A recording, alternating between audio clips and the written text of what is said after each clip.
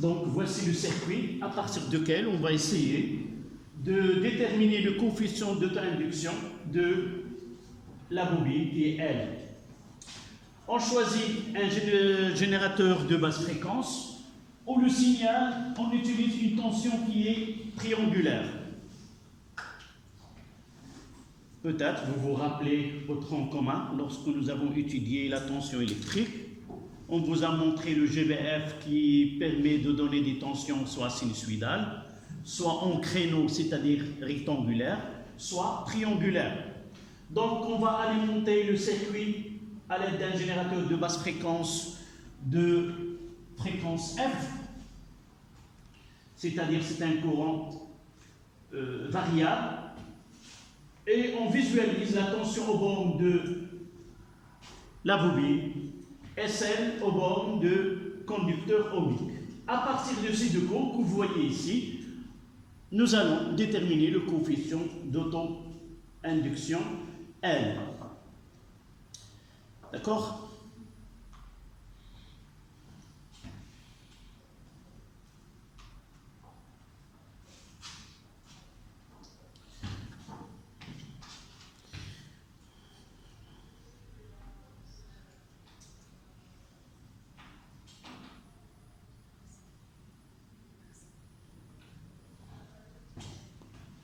D'accord? La première des choses, cette méthode qui est traditionnelle, qui est ancienne, se base sur la visualisation en utilisant un oscilloscope. Et un oscilloscope, c'est un dispositif qui permet de visualiser des tensions. Rappelez-vous que nous avons dit que ce qui se passe dans la bobine est lié à la variation de courant électrique. Normalement, pour voir ce qui se passe dans une bobine, il faut voir ce qui se passe dans le courant. Nous avons dit que U de la bobine est égal à RI plus L dI sur dt. C'est-à-dire, la tension aux bornes de la bobine, et il y a le côté R fois I, c'est le côté résistif, c'est-à-dire elle est formée d'un fil, d'un conducteur ohmique dont la résistance est petit r, et un autre phénomène qui s'ajoute lorsque le courant varie. Donc il y a deux tensions, si vous voulez, regroupées en une seule qui est de la bobine. Le choix ici, c'est que la résistance elle est très faible, donc on peut la négliger et par la suite considérer que la tension aux bornes de la bobine n'est que L fois dt sur dt. Donc nous avons besoin de connaître la fonction I de t et faire la dérivée de I de t, connaissant la tension UB, la fonction I de t, la dérivée, et nous pouvons arriver à L connaissant UB et dt sur dt dans un intervalle donné. Mais dans ce cas-là, dans les moyens que nous avons, c'est l'oscilloscope, on veut voir l'allure de la courbe de I. D'abord, jusqu'à maintenant, nous avons étudié le condensateur et maintenant la bobine et le conducteur ohmique. Nous avons vu que la tension aux bornes du condensateur il ne peut pas donner la fonction I de t d'une façon simple. Pourquoi? Parce que U est égal à Q est égal à C fois U et que c'est dt sur dt. Donc pour arriver à U, il faut arriver à l'intégrale, ce qui n'est pas facile pour nous. Le seul dipôle qui permet de donner l'allure de la fonction I de t, c'est le conducteur ohmique. Pourquoi? Parce que U, R est égal à grand R fois I. C'est-à-dire que la tension, si on arrive à visualiser UR, on visualise de façon ou d'une autre I de t. D'accord? Donc c'est pour cela on est obligé de visualiser la tension au bornes de conducteur ohmique.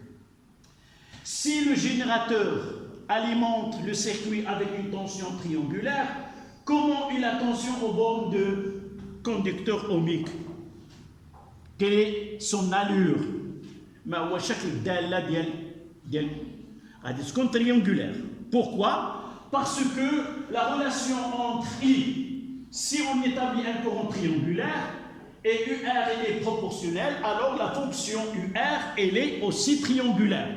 La première des choses qu'on vous demande, quelle est la tension U1 et U2, quelle est sa relation avec la tension UR.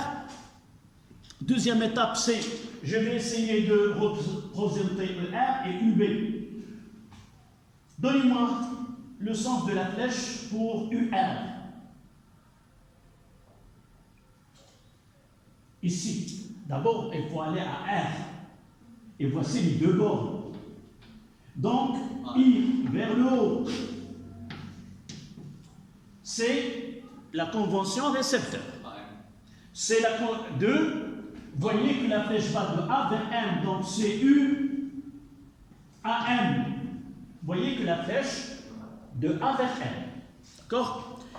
La tension UB vers le bas. Donc, ici, c'est UB qui est égal à quoi?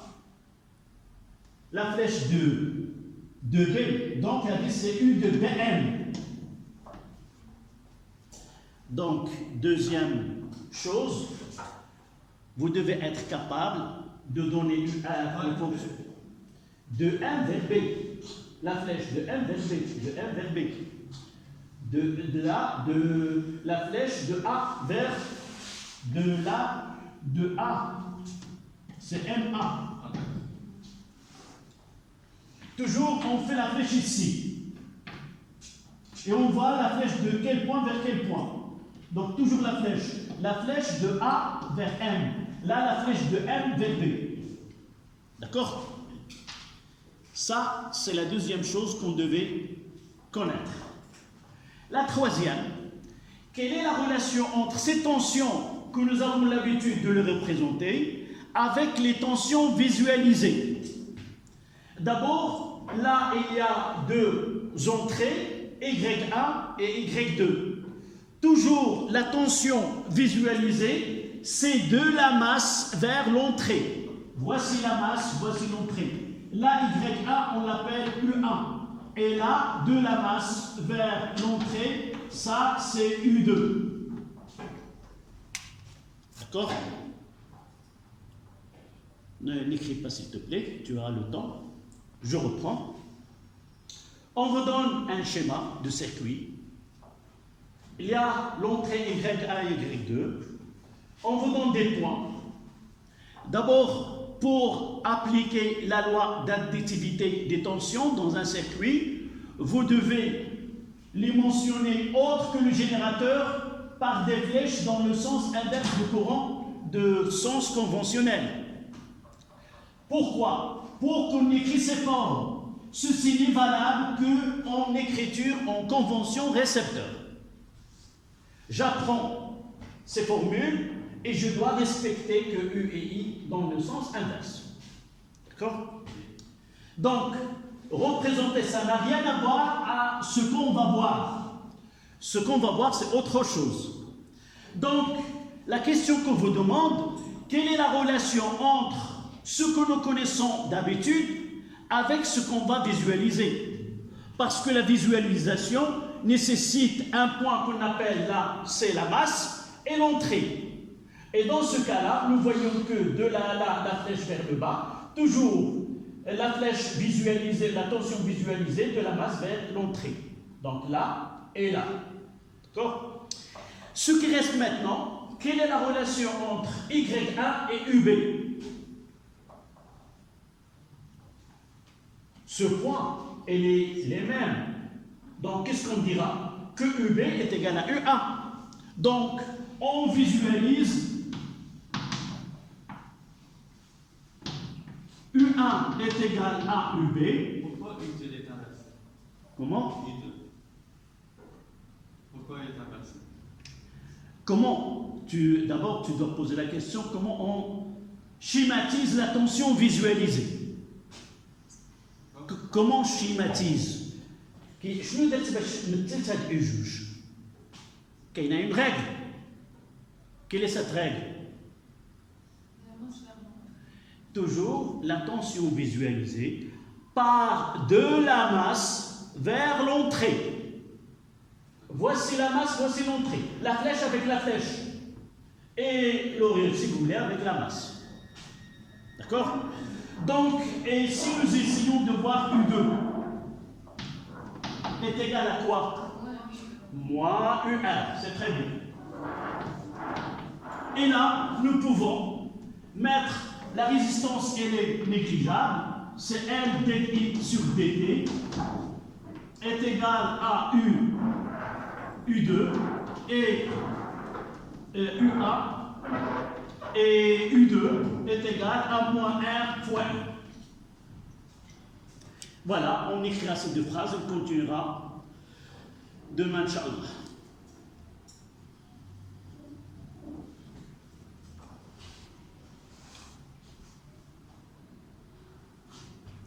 Et je vais envoyer, ça ne dure que quelques 30 secondes pour voir le schéma, la visualisation des deux tensions.